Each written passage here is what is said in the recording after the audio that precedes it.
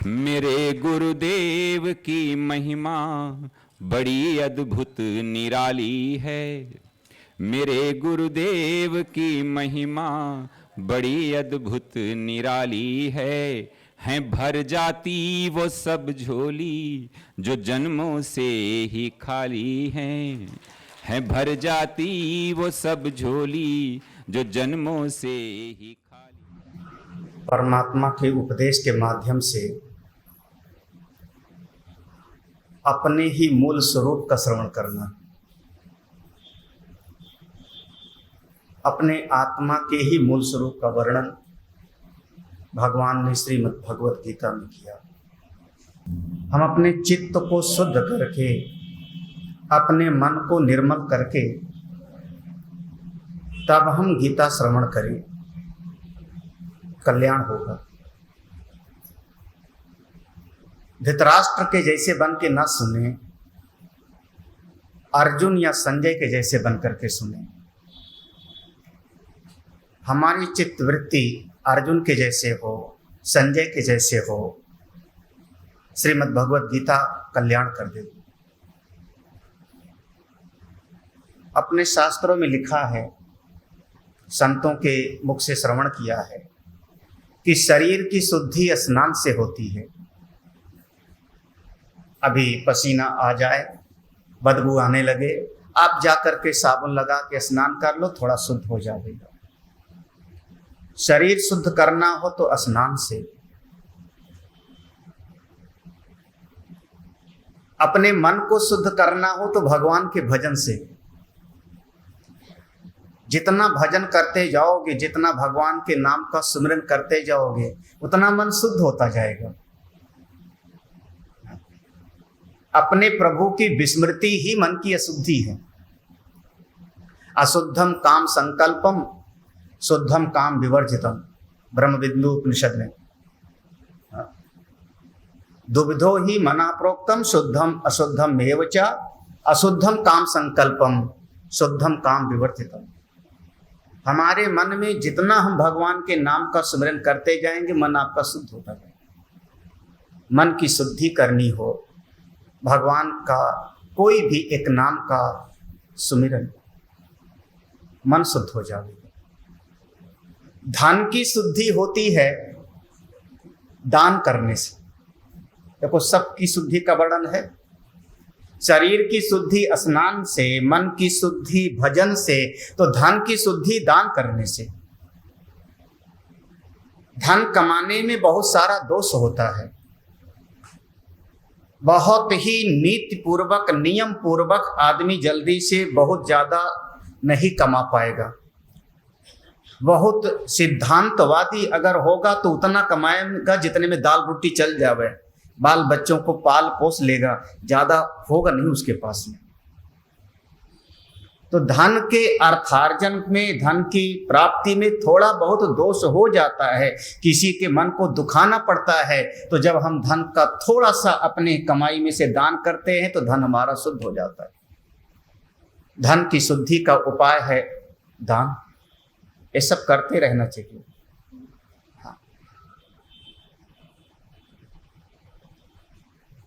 और स्थान और घर की शुद्धि होती है भगवान का सत्संग करने और कराने से।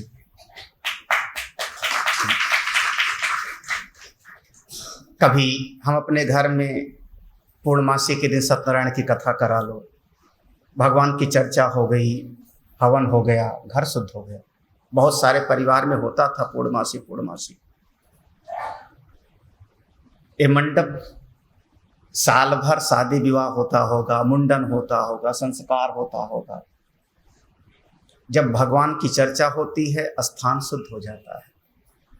और ये शास्त्र की इतनी बड़ी महिमा है कि जैसे साल भर कूड़ा इकट्ठा होवे और एक दिन आग लगा दो तो सब जल जाएगा 1 घंटे में। साल भर का कूड़ा 1 घंटे में जल के स्वाहा हो जाएगा। ऐसे साल भर अगर मन के कोई दोष लेके यहाँ पर अहंकार लेके आया हो, अभिमान लेके आया हो, कोई दोष आया हो, 1 हफ्ते का सत्संग करा ले में तो सब शुद्ध हो जाता है। हम लोग जब अपने आश्रम से निकले तो हमारे गुरुदेव ने आखिरी उपदेश दिया। हम लोग अपना आखिरी उपदेश बता देते हैं आपको, अपना आखिरी। गुरुदेव ने हम लोगों को आखिरी उपदेश दिया। उन्होंने कहा अब तुम समाज में जा रहे हो, इतने सालों से, साल 2 साल से तुम समाज से कटे थे, हमने अपने आश्रम में रखा। उपनिषद कहता है गर्भ यु गर्भिणी भी, जैसे एक बच्चा गर्भ में रहता है तो माँ उसकी साथ संभाल करती है, ध्यान रखती है, ऊंचे नीचे पांव नहीं रखना, बाल्टी नहीं उठानी भरी, ऐसे तुम हमारे आश्रम में थे तो मैं तुम्हारी देखभाल करता था।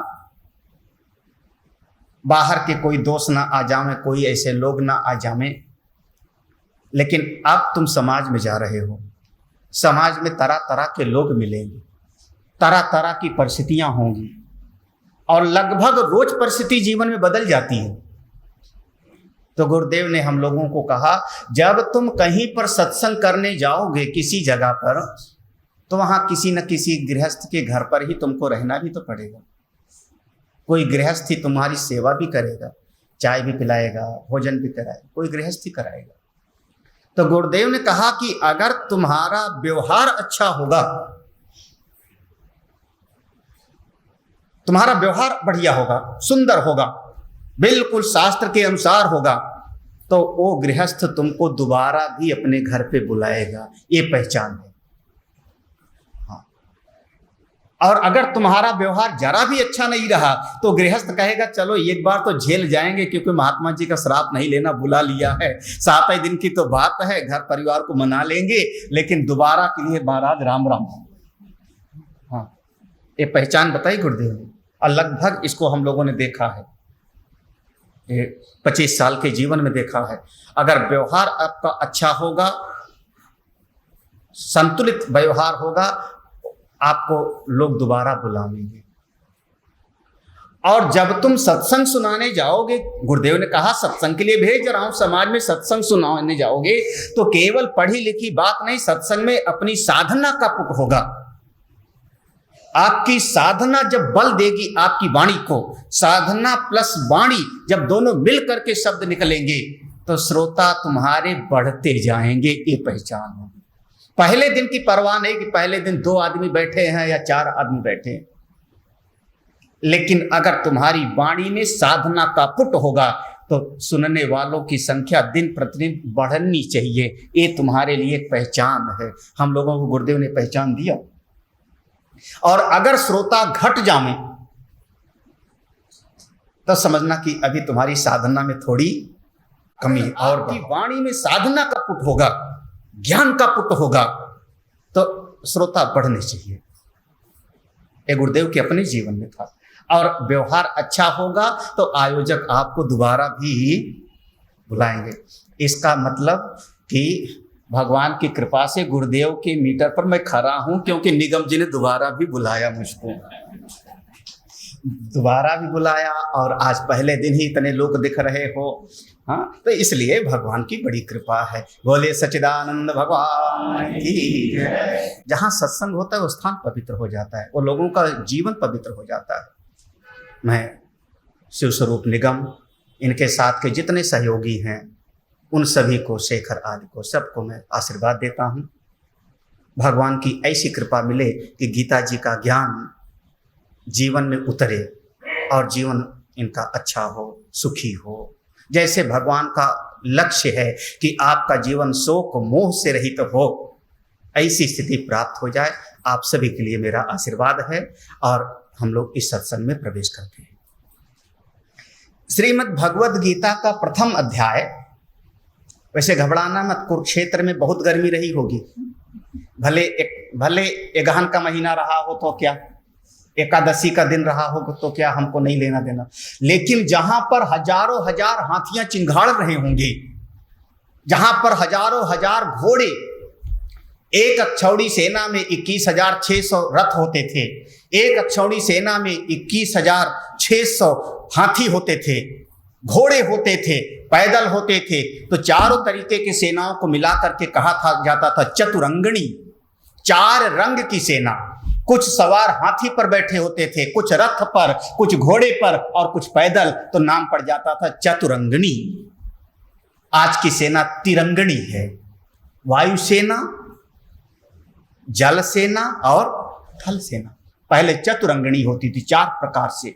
तो इतने सारे रहे होंगे वहां पर, तो उनका जब हाथिया चिंघाड़ते रहे होंगे, उनका तलवार निकाल रहे हैं, वो बज रहा है, तुरही बज रही है, नकारे बज रहे हैं, तो वहां गर्मी कम नहीं रही होगी। तो जैसे आज माहौल है ऐसे वहां भी रहा होगा। ऐसे माहौल में अर्जुन ने गीता का ज्ञान धारण किया है।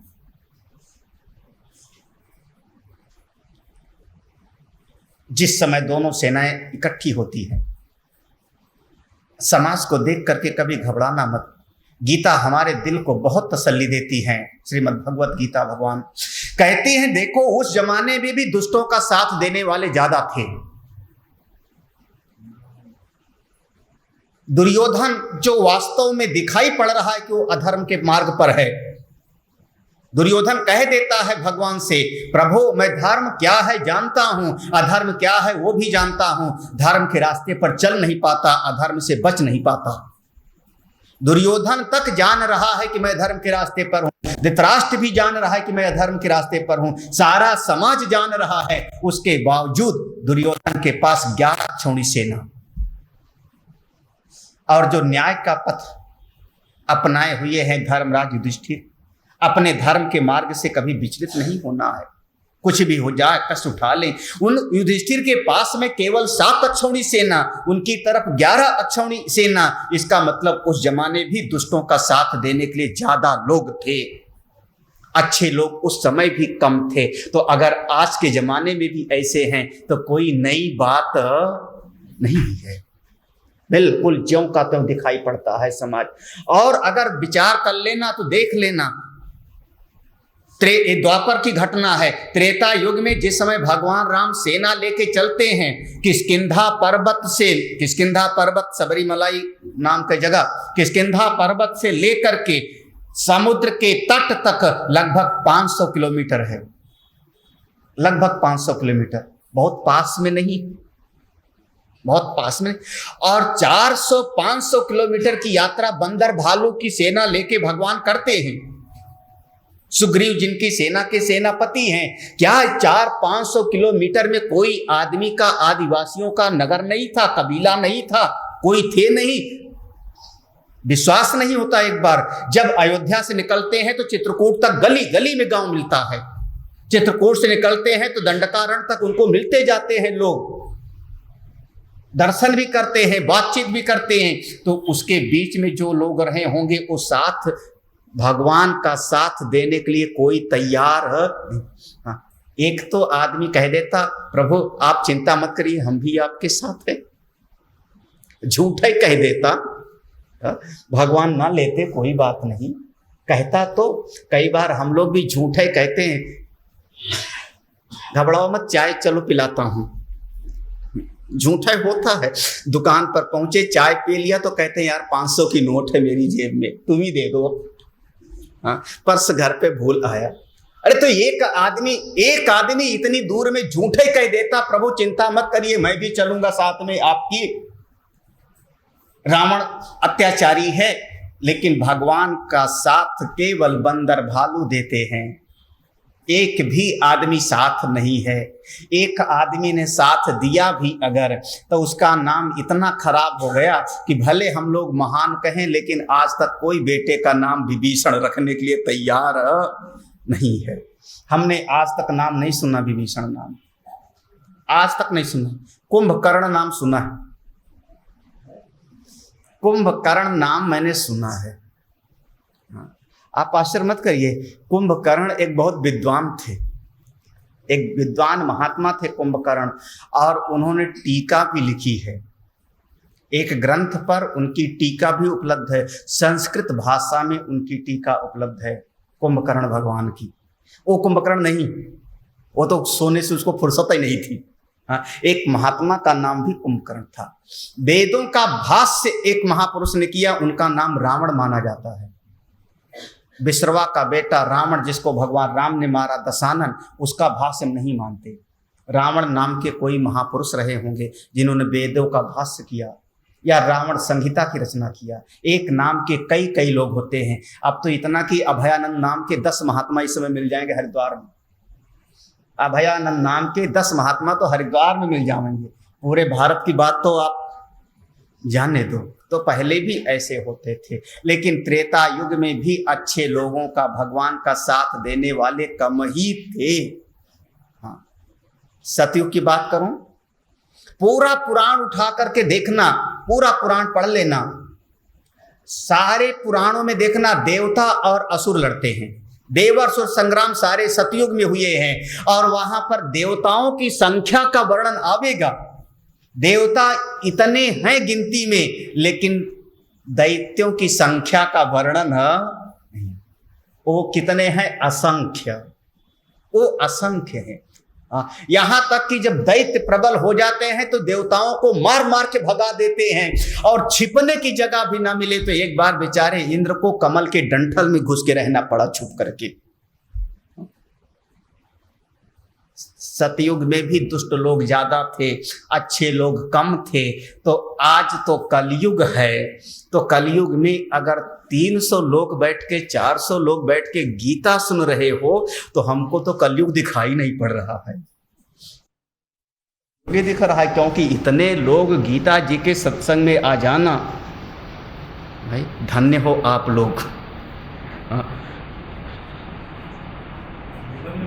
आपका मन अच्छा है कि आपके मन में है नहीं कि गीता सुनना है, गीता का कर्म योग सुनने के लिए जाना है, गीता जी में क्या कहा है।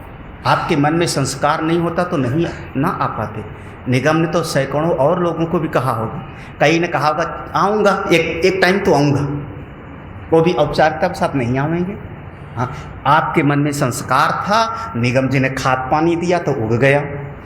अब उसकी सुरक्षा करना कि कोई बकरी चर न जावे मेरी जिम्मेदारी है।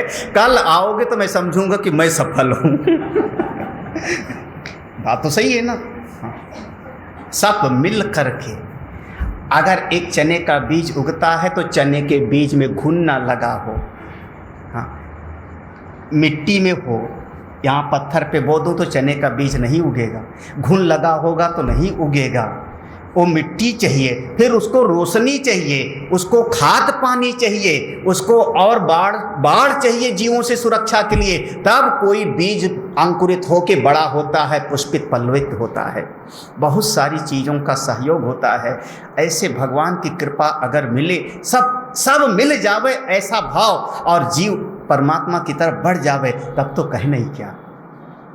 हे प्रभु, ये ज्ञान सबके भीतर विराजमान हो। पहले अध्याय में बताया दोनों सेनाएं खड़ी होती हैं, दुर्योधन की और धर्मराज युधिष्ठिर की। आपस में चर्चा भी होती है। दुर्योधन गया अपने आचार से कुछ कहता है, अर्जुन भगवान की शरण में आते हैं, चर्चा होने लगती है। दोनों ने अपने अपने मन की बात कही। अर्जुन कहता है, प्रभु हमको युद्ध करना अच्छा नहीं लगता, सब मेरे ही तो हैं, इनको मारना हमको पसंद नहीं, भिक्षा मांग के खा लूंगा। और भगवान ने इस स्थिति में जब अर्जुन को देखा तो एक लाइन में थोड़ा सा उपदेश समझना। एक लाइन में किसी ने हमसे पूछा, स्वामी जी गीता का एक लाइन में उपदेश क्या है? सारी गीता का एक लाइन में उपदेश क्या है? हमारे मन से निकला, भाव आया कि गीता का एक लाइन में उपदेश है कि जीवन से मोह निकल जावे, मोह की निवृत्ति। मोह का परिणाम है शोक। जैसे बीज का परिणाम है अंकुर पेड़, ऐसे मोह का परिणाम है शोक। मोह चला जावेगा तो शोक भी चला जावेगा, और मोह रहेगा तो शोक भी गाहे बगाहे आ जावेगा। एक बार जीवन से मोह चला जावे तो शोक भी चला जावेगा। तो गीता का मूल उपदेश एक लाइन में है कि जीवन से मोह और शोक की निवृत्ति हो जावे।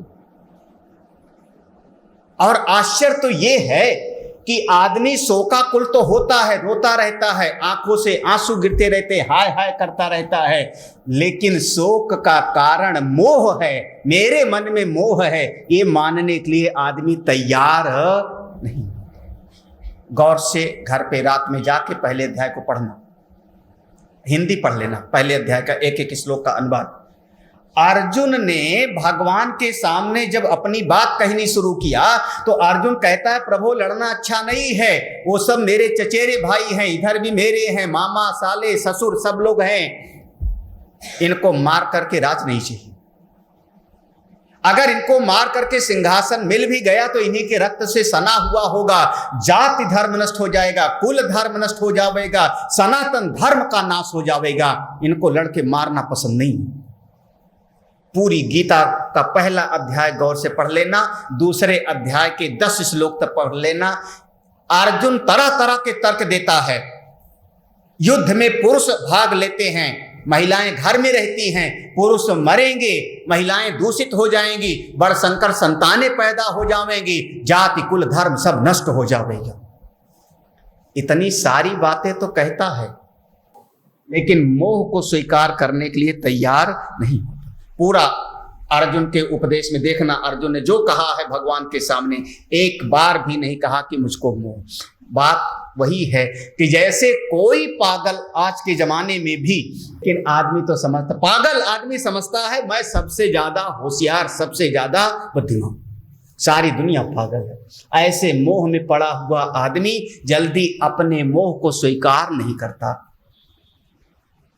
प्रसंग चलते चलते पहले दूसरा अध्याय का उपदेश हो गया, तीसरा का हो गया, चौथे, पांचवें, छठे, सातवें, आठवें, नौवें, तब इतना उपदेश सुनने के बाद अर्जुन कहता है प्रभु आपका दिव्य वचन सुना, मोहो अयम विगतो मम।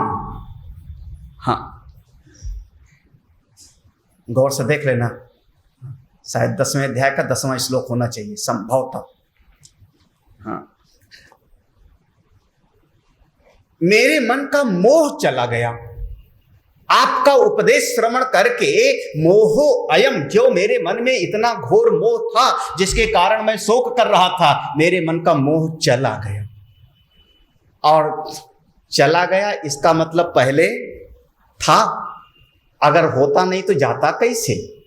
अगर हमने कहा कि एक व्यक्ति सत्संग में बैठा था चला गया, और चला गया इसका मतलब सत्संग में था तब तो गया ना, अगर होता नहीं तो जाता कैसे। तो ऐसे ही अर्जुन जाके कहता है इतने के बाद में, मोहो अयम विगतः मम, मेरे मन का मोह चला। अरे 11वें अध्याय का पहला श्लोक देखना,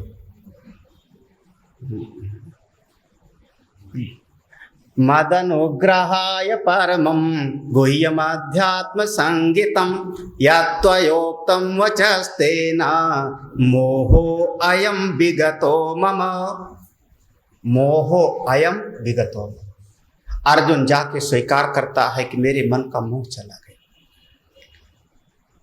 भगवान को लगा अभी हमको और सुनाना पड़ेगा, अभी और सुनाना पड़ेगा। क्यों? क्योंकि जो चला गया कल फिर आ जाएगा वो। हाँ? अगर आपने कहा बुखार चला गया तो गारंटी थोड़े है कि अगले साल बुखार नहीं आएगा, अगले साल फिर से बुखार आ सकता है। हाँ? अगर दर्द चला गया तो फिर से आ सकता है, जो चला गया फिर से आ सकता है। भगवान को लगा फिर से सुनो, विराट स्वरूप का दर्शन करो, भक्ति योग सुनो, क्षेत्र क्षेत्रज्ञ योग सुनो। फिर उसके बाद भगवान सुनाते गए 14वां, 15वां, 16वां, 17वां, 18वें में फिर से पूछा भगवान, अर्जुन अब बता, मैंने 18 अध्याय सुना डाला, अब बता। तो 18वें अध्याय में जाके अर्जुन स्वीकार करेगा, प्रभो नष्टो मोहः स्मृति लब्धा तत्प्रसादात् मयाच्युत, आपकी कृपा से मेरे भीतर का मोह नष्ट हो गया। आप समझना यहां पर गीता का क्या अंत में नष्टो मोह, अंतिम में जाके स्वीकार करता है मेरे मन का मोह नष्ट हो गया। भगवान ने कहा अब ठीक है, क्योंकि जो चीज नष्ट हो जाती है फिर दोबारा वापस नहीं आती। चला गया तो खतरा था। हाँ, अब 11वें अध्याय में मोह की चर्चा स्वीकार किया, 18वें अध्याय में कहता है मोह था नष्ट हो गया। तो पहले अध्याय में भी कहना चाहिए था कि मेरे मन में मोह है। लेकिन एक बार भी नहीं माना है पहले अध्याय में कि मेरे मन में मोह है। गीता का एक लाइन में सूत्र है कि मोह और मोह का फल शोक दोनों चला जावे। मोह और शोक की निवृत्ति गीता का परम लक्ष्य है। घर छोड़ना गीता नहीं सिखाती। पता नहीं कहां से समाज में चल पड़ा, ना समझो के कारण। अरे वहां सत्संग हो रहा है, गीता पर प्रवचन होगा, बच्चों को मत ले चलो। आज मैं खुश हो गया तुझको देख करके। हमने पूछा क्यों? बोले बच्चे सुनेंगे तो बैरागी हो जाएंगे। हमने कहा वाह रे क्या बात है, गीता जो सुनेगा बैरागी हो जाएगा। अर्जुन तो बैरागी हुआ नहीं, अर्जुन तो गीता सुन करके लड़ा था, फिर 18 दिन तक युद्ध किया था, मार काट, वो तो बैरागी हुआ नहीं। और कम से कम हजारों को लोगों को मैंने गीता अपने हाथों से बांटी है गिफ्ट में। हजार मैं कम कह रहा हूं। हाँ, क्योंकि माहौली में हमारा सत्संग होता है, वहां गीता जयंती का वार्षिक उत्सव होता है, वहां ले आते हैं 300 और वहां पर बहुत भीड़ होती है। गीता बढ़ती रहती है। हजारों को गीता मैंने बांटी होगी, और जिनको बांटा गीता, जिन्होंने गीता मेरे हाथ से लिया, उनमें से एक भी नहीं आया मेरे पास कि मुझको महात्मा बना दो। हाय हाय। जो आए मेरे पास में महात्मा बन के, इनको महात्मा बनने के पहले कभी गीता नहीं दिया रहा होगा। बाद में भले सब लोग दे रहे, पहले क्या पता। कैसे कहते हो कि गीता सुनेगा तो बैरागी हो जाएगा।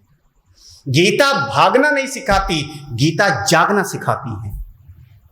जग जाओ, जहां हो वहीं पर जग जाओ, अपनी बुद्धि के स्तर पर जग जाओ, अपने ज्ञान के स्तर पर जग जाओ, और ऐसा कर्म करो कि आपके भीतर का शोक मोह चला जावे, और फिर आप कर्म करो। देखो कर्म की सुंदरता कैसी हो जाती है।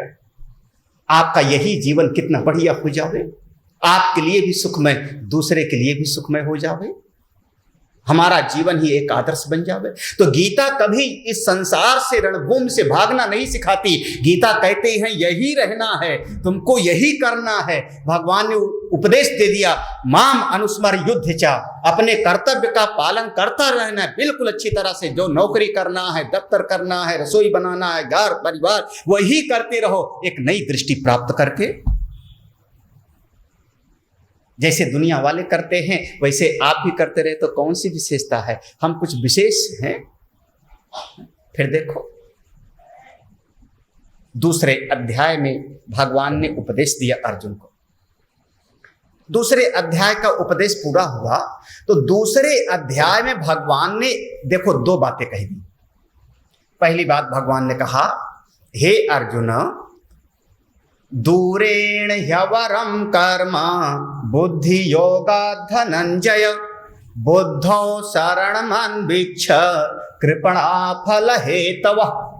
ये भगवान ने दूसरे अध्याय में अर्जुन को उपदेश दिया। हे अर्जुन, बुद्धि योग से कर्म का क्षेत्र बहुत दूर है। दूरेण ही अवरम कर्म, अवर माने नीचा, प्रवर माने ऊंचा। ज्ञान से कर्म बहुत नीचा है, ज्ञान से कर्म का क्षेत्र बहुत दूर है। तो एक मार्ग है बुद्धि योग का और एक मार्ग है कर्म योग का। कर्म योग का मार्ग अवर है और बुद्धि योग का मार्ग प्रवर है। दूसरे अध्याय का श्लोक है, ढूंढ लेना। दूरेण ही अवरम कर्म बुद्धि योगात् धनंजय। हे धनंजय, ज्ञान से कर्म का क्षेत्र बहुत दूर है। ये भगवान का उपदेश है। इसलिए भगवान कहते हैं नीचे की लाइन में, बुद्धो शरणम अन्वीक्ष। हे अर्जुन, इस बुद्धि की शरण में जाओ। आप लोग किसकी शरण लिए हो? कभी स्कूल के अध्यापक की शरण लिया, कभी मम्मी की शरण लिया, कभी पापा की शरण लिया, कभी टीचर की शरण लिया, कभी डॉक्टर साहब बस आप ही की शरण में हूं, अब कोई उपाय नहीं। कभी वकील साहब बस आप ही की शरण में हूं, कभी पुलिस देवता आप ही की शरण में हो। आप सारी जिंदगी किसी न किसी की शरण में रहे। आप क्या समझते हैं ये दुनिया ऐसा ही है महाराज? बिना किसी के शरण में गए आपका काम ही नहीं चलेगा। हाँ, हमेशा आप बस मैं आप ही कहूं, अरे और तो कुछ नहीं तो कम से कम पत्नी की शरण में हो, पति की शरण में हो। है कोई जो पत्नी की शरण में ना हो? हाँ, अरे आप क्या समझते हो महाराज। भागवत में एक प्रसंग है कि एक राजा था, बड़ा वीर, चारों दिशाओं का दिग्विजय करने वाला, बड़े बड़े राजाओं को पराजित कर देने वाला, लेकिन उसकी पत्नी से बहुत प्रेम था। और इतना प्रेम था कि पत्नी कहे उठो तो उठता था, बैठो तो बैठता था, चलो तो चलता था, खाओ तो खाता था।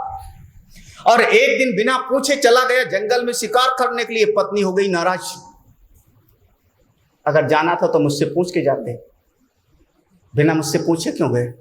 महाराज जब लौट के आया शिकार से, दिग्विजयी राजा, चारों दिशाओं का विजेता, चक्रवर्ती सम्राट जब घर आता है और देखा कि रूठी हुई हैं देवी जी, तो जो भागवत में लिखा है, पांव पकड़ के मनाया है, अब दोबारा कभी बिना पूछे नहीं जाऊंगा।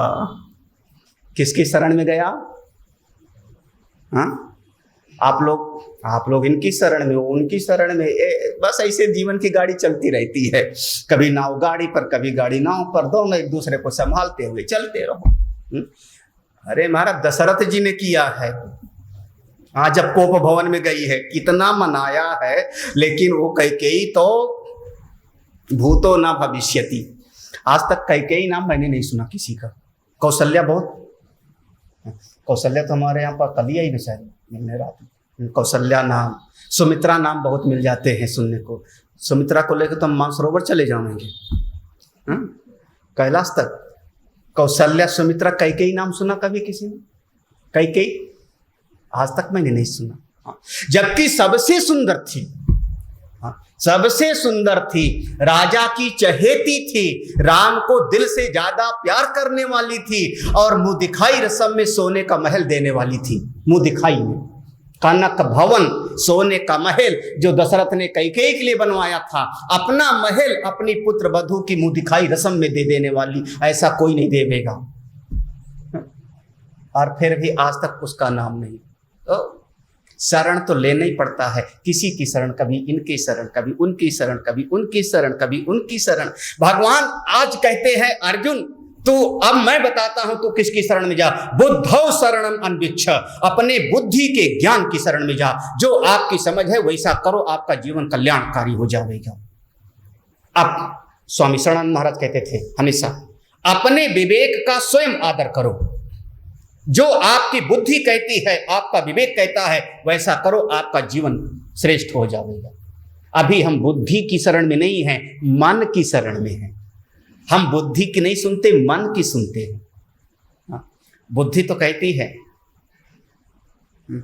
अब कल की बात, डब्बा मैंने खोला, बहुत बढ़िया मिठाई थी कमरे में, हमारे भगत लोग बैठे थे।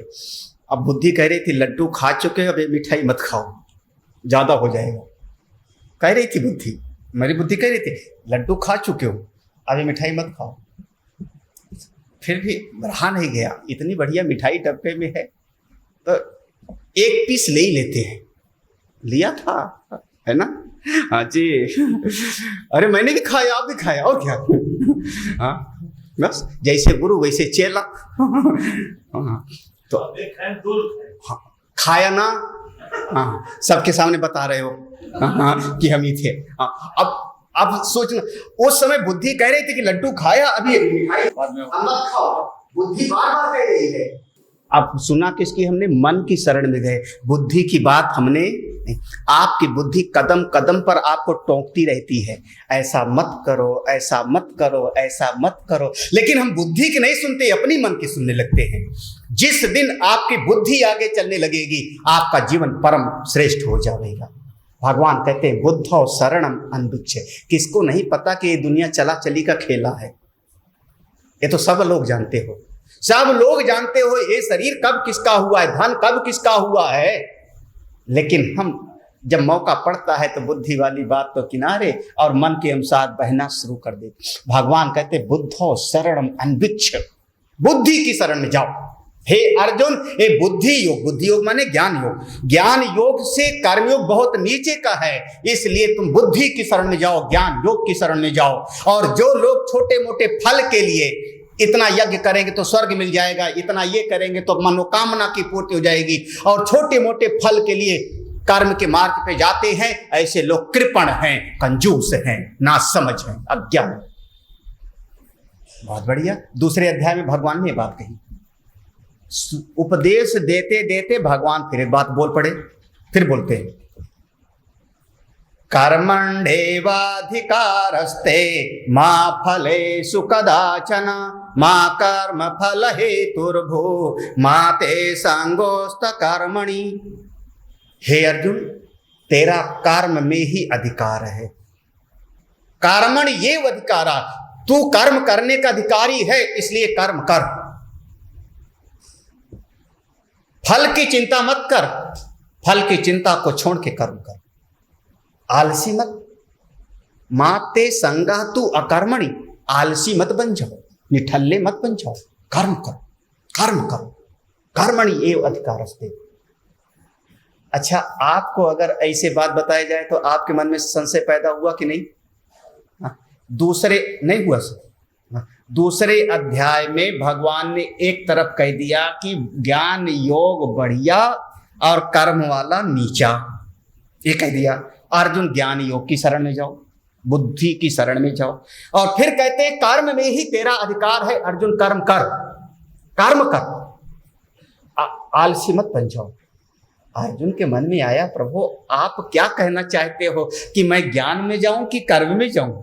आप तो दो तरह की बात करते हो मिली जुली सी। एक बार कह दिया कि ज्ञान वाला बढ़िया है, फिर हमको कह रहे हो कि कर्म करो। और यहां से तीसरा अध्याय शुरू होता है। ये तीसरे अध्याय का प्रारंभ है, क्योंकि भगवान ने दो तरह की बात कह दी है, तो अर्जुन अब इसमें थोड़ा भ्रमित हो गया। अब वो एक निश्चय नहीं कर पा रहा है कि ये वाला कि ये वाला, तो अर्जुन ने तीसरे अध्याय का प्रश्न पूछा। वैसे दूसरे अध्याय पर गीता जी को समाप्त हो जाना चाहिए था, क्योंकि दूसरे अध्याय को उपनिषद के जैसे मानते हैं। दूसरे अध्याय का प्रारंभ हुआ है मोह से पड़ा हुआ, अर्जुन के मोह से पड़ा हुआ, और समापन हुआ है स्थित प्रज्ञ के लक्षण से। ऐसा ब्राह्मी स्थिति पार्थ नई नाम प्राप्य मुह्यति स्थित्वा श्याम अंतकालेपि ब्रह्म निर्वाणम। यहां पर समाप्त हो जाता है, इसके बाद कुछ रह नहीं जाता। तो दूसरा अध्याय एक उपनिषद के जैसे है, मोह से मोक्ष तक पूरा का पूरा ले गया है दूसरा अध्याय। जब एक बार ब्रह्म स्थिति की प्राप्ति की बात हो गई तो आगे का तो कोई प्रवचन ही नहीं है, खत्म हो गया। अब जितना दूसरे अध्याय में है उसी पूरी गीता। आप समझना, दूसरा अध्याय सूत्र है और बाद के 16 अध्याय उसी की व्याख्या है।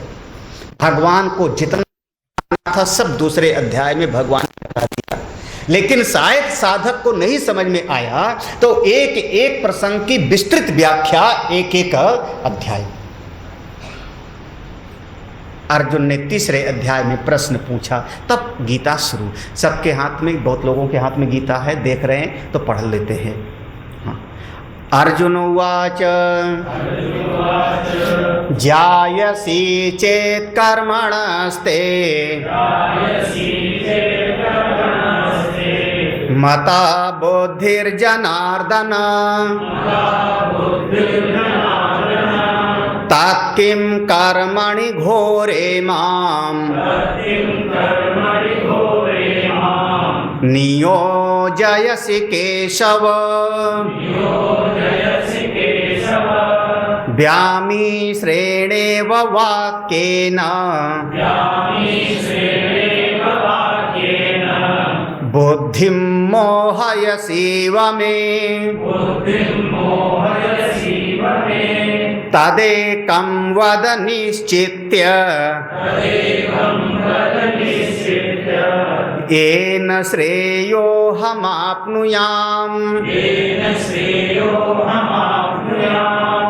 अर्जुन उवाच, अर्जुन उवाच, अर्जुन बोला। अर्जुन की दो परिभाषा बहुत बढ़िया। पहली परिभाषा है अर्जनात् अर्जुनः।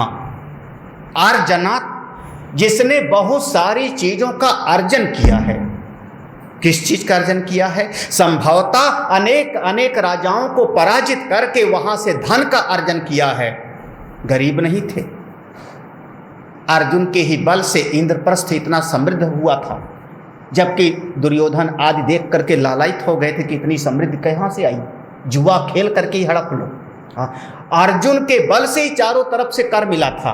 तो अर्जुन के पास इतना बल है कि चारों तरफ से धन संपत्ति का अर्जन करके ला करके इंद्रप्रस्थ बसाया था। तो अर्जन करने के कारण नाम पड़ा अर्जुन, अर्जनात् अर्जुनः। लेकिन भाव इसका है कि जिसने साधना करके सद्गुणों की संपत्ति अर्जन किया है उसका नाम होगा अर्जुन। अब देखो, बाहर की दृष्टि से, भीतर की दृष्टि, दोनों बात का। बाहर की दृष्टि से जिसने वैभव संग्रह किया है, और भीतर की दृष्टि से जिसने तप करके साधना करके अपने भीतर सद्गुणों को, दया, करुणा, क्षमा, वीरता, बल, उसका संग्रह किया है, उसका नाम हुआ अर्जुन। ऐसा वर्णन आया कि किसी समय पर वो सारी घटनाएं थी। देखो, एक जरा सी बात समझाने के, इस बात को समझाने के लिए क्या बताया कि देवर्षि नारद और भगवान वेदव्यास जी ने पांचों पांडवों के पास आकर के और पंचायत किया। सबको बिठा करके उन्होंने कहा, देखो द्रौपदी से अभी अभी विवाह हुआ है तुम पांचों का, और स्त्री के कारण ही सुंद और उपसुंद लड़के मर गए थे, दो भाई सगे सगे। क्योंकि लड़ाई के तीन चीजें, जर, जमीन, जोरू। हाँ, इस बारे नहीं बोली, यही बोले। झगड़े की तीन चीजें, जर, जमीन, जोरू। हाँ, तो तुम पांचों भाइयों के बीच में लड़ाई ना होवे, इसलिए मैं नियम बना देता हूं कि 2-2 महीना एक के पास में द्रौपदी रहेगी। ये नियम बना दिया ये महापुरुषों ने। और एक शर्त लगा दी कि अगर किसी समय पर द्रौपदी एक के पास होवेगी तो दूसरा उनकी कोठरी में कभी नहीं जावेगा। जब द्रौपदी भीम के पास में है तो अर्जुन आदि नहीं जावेंगे, जब द्रौपदी अर्जुन के पास है तो भीम नहीं आवेंगे। क्यों? तो अगर कोई इस नियम का उल्लंघन करे तो 12 साल तप करेगा, जंगल में जा करके भिक्षा मांग करके तप करेगा। ये शर्त लगा दी। लो, ये शर्त लग गई। संयोग की बात है कि ये ऋषि लोग तो चले गए कुछ दिनों के बाद में, और द्रौपदी थी धर्मराज युधिष्ठिर के महल झोपड़ी में। उसी समय जहां पर निवास करते थे जंगल में, उस समय इनको वनवास था, 12 साल का वनवास और 1 साल का अज्ञातवास। जहां पर इनकी झोपड़ी थी वही पास में कुछ गांव के लोग थे जो भोजन वगैरह करा देते थे। उनके ऊपर उनकी गायों पर आक्रमण हुआ और उनकी गायों को कुछ लोग चुरा के भाग खड़े हुए। वो गांव के लोग चिल्लाते चिल्लाते, बचाओ बचाओ, क्योंकि अज्ञातवास ने, ये भी तो शुरुआती के समय था। हाँ, अर्जुन बचाओ, मेरी गाय मेरी गाय। अर्जुन चौंक के खड़े हो गए, अभी बताता हूं चोरों को, दुष्टों को। तब तक देखा गांडीव है नहीं पास में। अब ध्यान आया, गांडीव तो मैंने धर्मराज युधिष्ठिर की कुटिया में टांग रखा है, जो गांडीव, धनुष, तर्कस सब वहां टांग रखा है। और इस समय द्रौपदी युधिष्ठिर के पास में है, करूं क्या? अब धर्म संकट आया। धीरज धर्म मित्र अरुणारी आपद काल। अब आया विषय, क्या करूं क्या करूं क्या करूं? गौ की रक्षा करना है या अपने निश्चय का उल्लंघन करें, प्रतिज्ञा का उल्लंघन करें तो हमको वनवास में जाना पड़ेगा, वनवास के अंदर वनवास। अर्जुन ने चुपचाप सर झुका करके युधिष्ठिर के कमरे में प्रवेश किया, झोपड़ी में अपना धनुष उठाया, तर्कस उठाया, लेके चले आए। सर झुकाए झुकाए जाकर के गायों को छुड़ा के लाए, गौ रक्षा किया। उसके बाद फिर से अब सब इनकी पंचायत बैठी। धर्मराज युधिष्ठिर ने कहा, आपत्ति काले मर्यादा नास्ति। ये देखो धर्मराज युधिष्ठिर का नियम था, उन्होंने कह दिया आपत्ति काल में मर्यादा का उल्लंघन नहीं। आपत्ति काल कैसे? एक 70 साल के गुरुजी और उनका 25 साल का चेला, दोनों लखनऊ से दिल्ली के लिए चले, सेकंड एसी में टिकट कराई। हाँ, ट्रेन थी रात की लखनऊ मेल। जब वहां पहुंचे तो गुरु जी की बर्थ और चेले की बर्थ अब गड़बड़ाया। चेले ने कहा गुरु जी अब आप ऊपर चढ़ जाओ, 75 साल के। गुरु जी ने कहा भैया बेटा मैं नीचे सो जाऊं, तू ऊपर चला जा। उसने कहा हाय हाय गुरु जी अब क्या करोगे, हम आप नीचे और मैं ऊपर, नरक में भी ठौर नहीं मिलेगा मुझको। आप नीचे और मैं ऊपर कैसे होवेगा। गुरु जी बार बार समझाते हैं, चेला राम आपत्ति काले मर्यादा नास्ति। ट्रेन है, भले अब मैं नीचे लेटूंगा, ऊपर तू चढ़ेगा। अभी अभी सुना श्री गुरु चरण रोज, जब तू ऊपर चढ़ेगा तो श्री शिष्य चरण सरोज रज गुरु के ऊपर पड़ेगा, चलेगा सब। हाँ और भाई ऊपर चढ़ेगा तो पांव से गिर पड़ सकता है, कंबल से गिर पड़ सकता है, लेकिन बेटा तू ऊपर चला जा, जवान है, मुझको नीचे ही सोने। क्यों? आपत्ति काल है ना, आपत्ति काले मर्यादा नास्ति। आपत्ति काले मर्यादा, समय की बात है। धर्मराज युधिष्ठिर अपने नियम से, अर्जुन ने कहा नहीं। देखो दृढ़ता देखना, आप धर्मराज युधिष्ठिर की दृढ़ता हमेशा सुनिए। अर्जुन कहता है नियम हम पांचों ने माना था, हम पांचों भाई मिलकर के आपस में नियम का पालन करने के लिए प्रतिज्ञा किया था, मैं क्यों ऐसा उल्लंघन करूं? बिल्कुल नहीं, मैं तो जाऊंगा। अर्जुन प्रणाम करता है, ये चारों भाई द्रौपदी पास रह गए और अर्जुन चला जाता है तपस्या करने के लिए। उसी तपस्या करते के समय में इंद्र की सहायता करने गया, भगवान शिव स्वयं किरात वेश में आए। किरात वेश में अर्जुन के साथ युद्ध हुआ है, बहुत सारी घटना हुई। भगवान शिव से पाशुपत्र प्राप्त किया, तरह तरह से वरदान प्राप्त किया है। तो अर्जुन माने जो साधना करते हुए, त्याग करते हुए बहुत सारे सद्गुणों को अर्जन किया, उसका नाम है अर्जुन। ठीक है ना, समझ आ रहा होगा? बाहर से संपत्तियों का अर्जन और भीतर से सद्गुणों का अर्जन, दोनों हो जाए तब समझना कि आप वैदिक मार्ग पर चलने वाले हो। ये हमारी श्रुति मार्ग, ये श्रुति मार्ग है। हमारे यहाँ अनेक अनेक राजा लोग ब्रह्म का उपदेश करते थे, ब्रह्म विद्या का उपदेश। उद्दालक जैसे ऋषि राजा के पास जाकर के ब्रह्म विद्या का उपदेश प्राप्त करते थे। हमारे यहाँ ये नहीं कहा कि नहीं लंगोटी लगाई जंगल में बैठो, हाँ वो भी एक मार्ग है, लेकिन एक मार्ग है कि आप महल में रहते हुए भी, धन संपत्ति के बीच में रहते हुए भी, अगर आप ऐसा ज्ञान अर्जन कर लो साधना करके, तो आप यहीं पर ज्ञानी हो सकते हो। हमको अच्छा लगता है ऐसे लोगों को देख करके जो बाहर से भी भौतिक उन्नति भी कर रहे हों और भीतर से भी साधना की भी उन्नति पर चढ़ रहे हों। तब हमको श्रुति का धर्म की परिभाषा याद आ जाती है, यतो अभ्युदय निश्रेयस प्राप्तत्वा सधर्मः। जिस मार्ग पर चल करके अभ्युदय निश्रेयस दोनों की प्राप्ति हो। अर्जुन, और अर्जुन की सबसे सरल व्याख्या है ऋजुत्वात् अर्जुनः, जो सरल है, सरल है। मोह कपट छल छिद्र नभा, बस एक निर्मल मन जन सो मोहि पावा, मोहि कपट छल। अर्जुन के मन में जैसा भाव है वैसे कहता है, कोई छल छपट कपट नहीं है। आप भगवान के सामने जल्दी ऐसा नहीं बोलोगे जैसे अर्जुन बोलता है। देखो हृदय का बात क्या, भगवान अर्जुन जानता है कि प्रभु मेरे सर्वस्व हैं, कदम कदम पर इन्होंने मेरा साथ दिया है। उसके बाद भी अर्जुन कहता क्या है, वो देखो सरलता देखना, आप दो तरह की मिलीजुली सी बात कर रहे हो। व्यामी श्रेणे वाक्य, व्यामी श्रेणे मिला मिला के बात कर रहे हो आप, और आपकी ऐसी बात करने से तो मेरी बुद्धि और मोह में पड़ी चली जा रही है। बुद्धि मोह यसी, मेरी बुद्धि को मोह में डाल दे रहे हो। इसका मतलब पहले मोह में नहीं थी क्या, अगर पूछे तो? भगवान कहते हैं ना कि अगर थोड़ा बहुत दही को मथा, सर्दी का महीना है, मक्खन नहीं निकला तो थोड़ा ज्यादा मत हो तो निकल। जब बुद्धि तेरी मोहित हो गई तो और थोड़ा मोह में डाल दूंगा तो शायद काम बन जावे। बुद्धि मोह, आप मिली जुली बात करके हमारी बुद्धि को भ्रमित कर रहे हो। तदेकम पद निश्चित्य,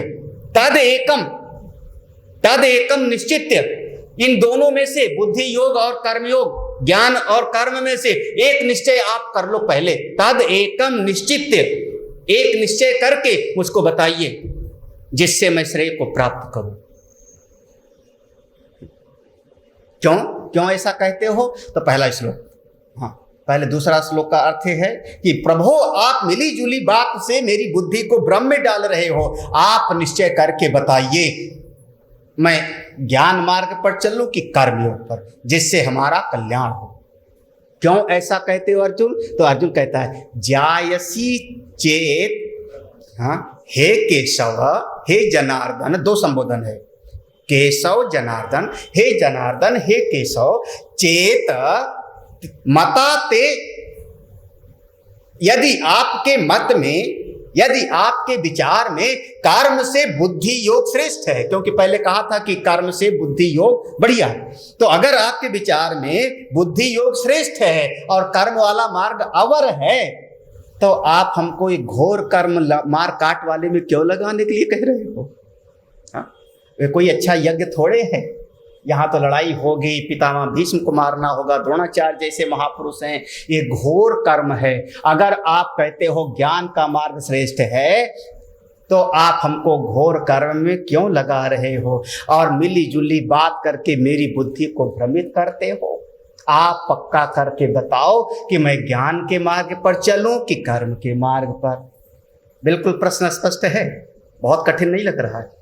हाँ अरे सीधा सा महात्मा वाले ब्रह्मज्ञानियों के मार्ग पे चलूं कि गृहस्थों के मार्ग पर? हाँ अब आप लोग कह देना हमारा ये मार्ग अच्छा है। हाँ वैसे भगवान क्या उत्तर देते हैं, लेकिन अर्जुन के चित्त में एक बात है, एन श्रेयः, दूसरे श्लोक का अंतिम शब्द, एन श्रेयः अहम आप्नुयाम, बस वो बताना जिसमें मेरा कल्याण हो। श्रेय, श्रेय माने कल्याण, परम कल्याण। आप हमको वो मार्ग बताइए जिसमें मेरा कल्याण हो, मेरा उद्धार हो। हे प्रभु, ये जो संसार के दुख से मैं भ्रमित हो रहा हूं, हाँ, तमाम तरह का दुख हमारे सिर पर बैठा हुआ है, इसका इसका इसका इसका, दुनिया का, घर का, परिवार का, देह का, अपने मन का, इन सब से हमारा मन मुक्त होकर के हमारे मन को आनंद मिले।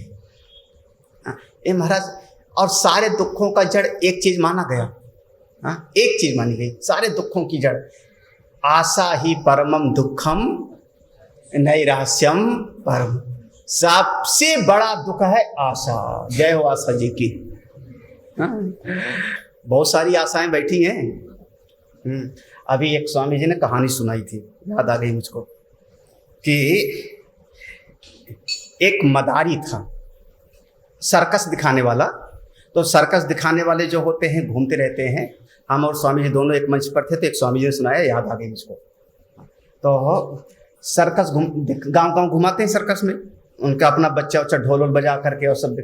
तो एक गधा रखते, अब वो गधे पर अपना सारा बांस रखे, रस्सी रखे, ये रखे वो रखे वो रखे, इस गांव से उस गांव ले चले, उस गांव से उस गांव ले चले, कुछ मिल जावे तो उसमें अपना पालें, अपना और अपने बच्चों उच्चों का। वो सर्कस वाला भी है, उसकी बीवी भी हैं, 2 बच्चे भी हैं, सब मिल करके जाते हैं। गधे को पूरा खाना भी नहीं मिलता, क्योंकि घूमते रहना है इधर से उधर, और बेचारा गधा जो है मरियल सा, दुबला पतला, हाँ मरा जा रहा है, मरा जा रहा है, मरा जा रहा है। जब दूसरे घूमते घूमते एक दिन दूसरे गांव में पहुंचा, तो देखा कि एक दूसरा है जो घूमने वाला नहीं है, बल्कि एक ही घर में रहता है। कोई कुम्हार है, हाँ, उसके घर में वो कुम्हार मिट्टी लाने के लिए गधा रखा है, तो वो कुम्हार का गधा है। तो वो गधा हट्टा कट्टा मोटा तगड़ा, तो दोनों गधों ने बात किया, हाँ आपस में बात किया। मदारी वाले गधे ने कहा तुम बहुत मोटे तगड़े हो यार। तो उसने कहा मेरा काम कुछ ज्यादा थोड़े है, बस सवेरे सवेरे जाता हूं, हमारा मालिक लेके जाता है और हम पर मिट्टी ला देता है, मिट्टी ला के रख देता हूँ, बाकी दिन भर कुम्हार का काम शुरू हो जाता है, मिट्टी को रौंदता है, उसको फिर चाक पे चढ़ाएगा, फिर दिया घड़ा बनावेगा, दिन भर मुझको खाली बढ़िया चरने को मिलता है, बढ़िया बढ़िया, केवल एक सवेरे 1 घंटे का काम और दिन भर आराम, बहुत सुख। तू क्या करता है? उसने कहा क्या बताऊं, गली गली धक्के खाता रहता हूं, कभी इस गांव में, कभी उस गांव में, कभी ठीक से खाने को नहीं मिलता, कभी पानी भी नहीं मिलता। इसी कारण हमारी ये हालत है। इस गधे ने कहा फिर मेरे पास आ जा, हमारे मालिक को जरूरत है, आजा सिफारिश लगा दूंगा। हाँ, चल चल चल मेरे मालिक के पास आ, छोड़ मदारी को, चल मेरे पास, बढ़िया हम दोनों तंदुरुस्त रहेंगे, दोनों दोस्त। उसने कहा आ तो जाऊं, लेकिन एक मुसीबत है, एक समस्या है। क्या समस्या हो गई?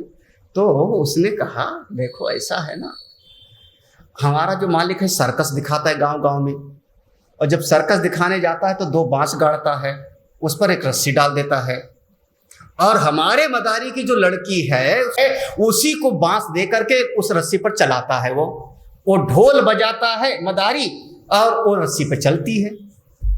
बाकी गांव के लोग तमाशा देखते हैं, कोई कुछ दे देता है, मैं भी देखता रहता हूं। तो जब वो लड़की चढ़ने लगती है तो मदारी कहता है देख अपनी बिटिया को संभल करके, अगर गिरी तो तेरा ब्याह गधे से कर दूंगा, गिरी तो तेरा ब्याह गधे से कर दूंगा। वो मदारी रोज कहता है मैं इसी आशा में रहता हूं कि कभी गिरेगी।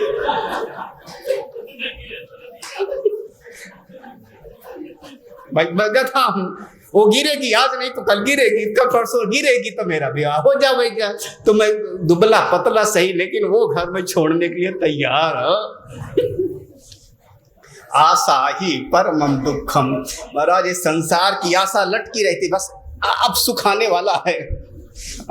इतना परिश्रम हो गया, बस सब सुखी हो जाएंगे। कब? बस नौकरी मिल जाए सुखी हो जाएंगे।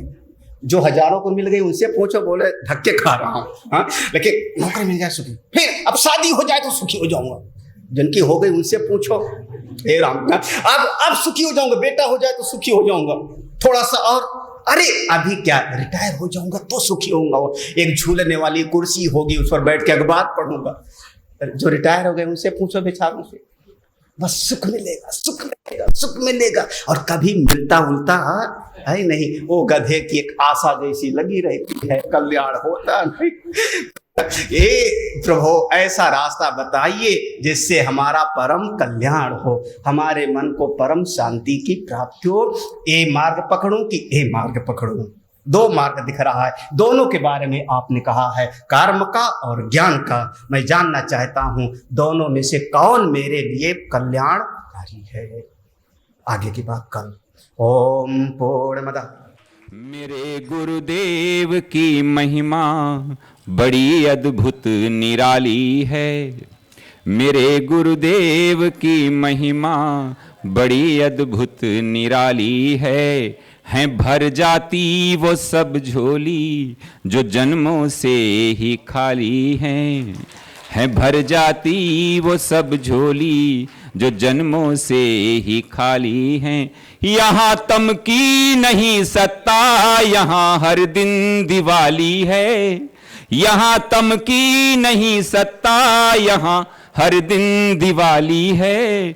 भराया लोक अंतर में, नजर में प्रेम लाली है।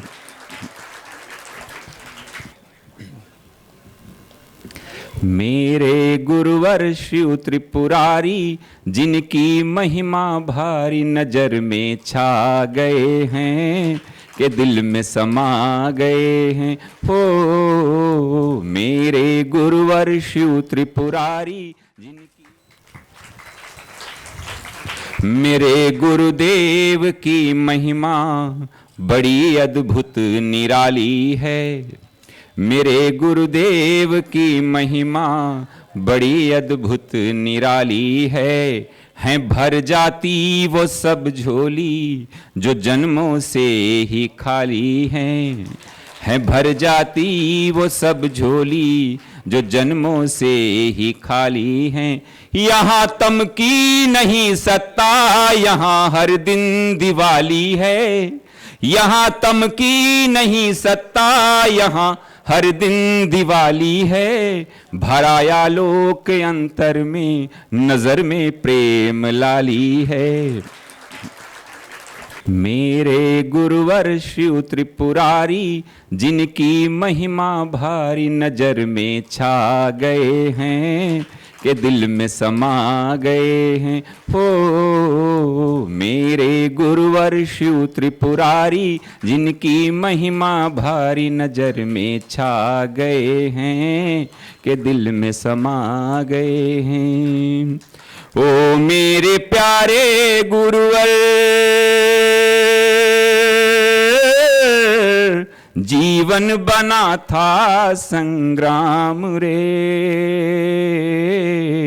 ओ मेरे प्यारे गुरुवर, जीवन बना था संग्राम रे। खिलती हुई सुबह भी लगती थी जैसे कोई शाम रे। भूल गए दुख दर्द बीमारी, मिट गई चिंता सारी, शरण तेरे आ गए हैं, प्रेम रस पा गए हैं। हो मेरे गुरुवर शिव त्रिपुरारी, जिनकी महिमा भारी नजर में छा गए हैं, के दिल में समा गए हैं। आया जो दर पे तेरे, पाया परम की सौगात रे। आया जो दर पे तेरे, पाया परम की सौगात रे। हो गया उजाला मन में, बीती वो काली काली रात रे। जहां भी जाएं तुमको पाएं, नित्य आनंद मनाए, शरण तेरे आ गए हैं, प्रेम रस पा गए हैं।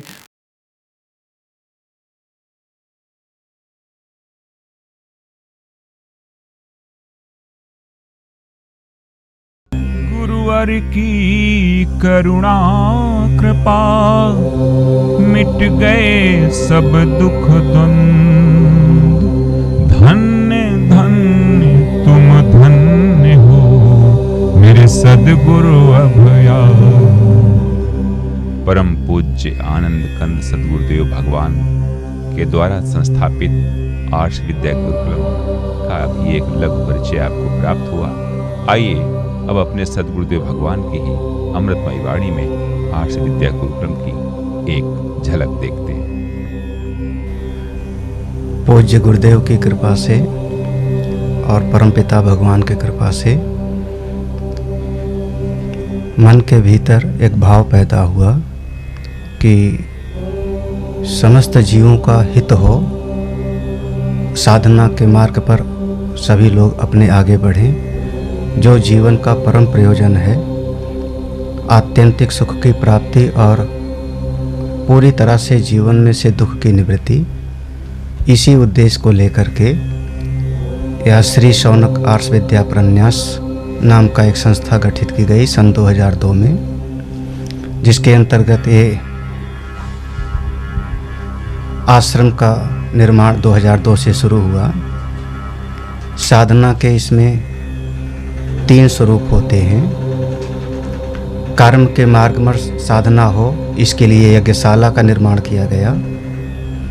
हमारा मन भगवान के साथ में जुड़े, भाव के साथ में भक्ति करें, इसके लिए दक्षिणामूर्तेश्वर भगवान शिव की स्थापना की गई। और मनुष्य के जीवन में बहुत सारी समस्याएं उसके अज्ञान से आती हैं, भ्रम से आती हैं। तो हमारी बुद्धि भी ठीक हो, समझदार हो, विचारवान हो, इसके लिए सत्संग हाल का निर्माण हुआ, जिसमें लगातार सुबह और शाम दोनों समय श्रीमद् भगवद गीता, उपनिषद, वेद और सभी पुराणों का आधार लेकर के सत्संग किया जाता है, जिसके माध्यम से जीवों का प्रगति हो, विकास हो। आश्रम की विधा में एक गौशाला का भी निर्माण किया गया वर्तमान में, जिसमें लगभग 35 छोटी बड़ी गौवें हैं। जब तक कोई भी व्यक्ति भारतीय संस्कृति में संस्कृत विद्या को, संस्कृत भाषा को नहीं समझेगा, तब तक शास्त्र में और वेद में प्रवेश नहीं होगा। इसलिए बच्चों से ही यह संस्कार आगे बढ़े, इसके लिए संस्कृत पाठशाला बनाई गई, जिसमें संस्कृत विद्या का ज्ञान प्रदान किया जाता है और इन्हीं बच्चों में से कोई न कोई आगे बढ़ कर के ब्रह्म विद्या को प्राप्त करता है, करेगा, जिसका जीवन परम कल्याणकारी होएगा, उसके अपने लिए भी और समाज के हित लिए भी। जीवन का मूल सूत्र यही है, सर्वे भवन्तु सुखिनः, सर्वे सन्तु निरामयः, सर्वे भद्राणि पश्यन्तु, माँ कश्चित् दुःख भाग् भवेत्। ओम शांति शांति शांति।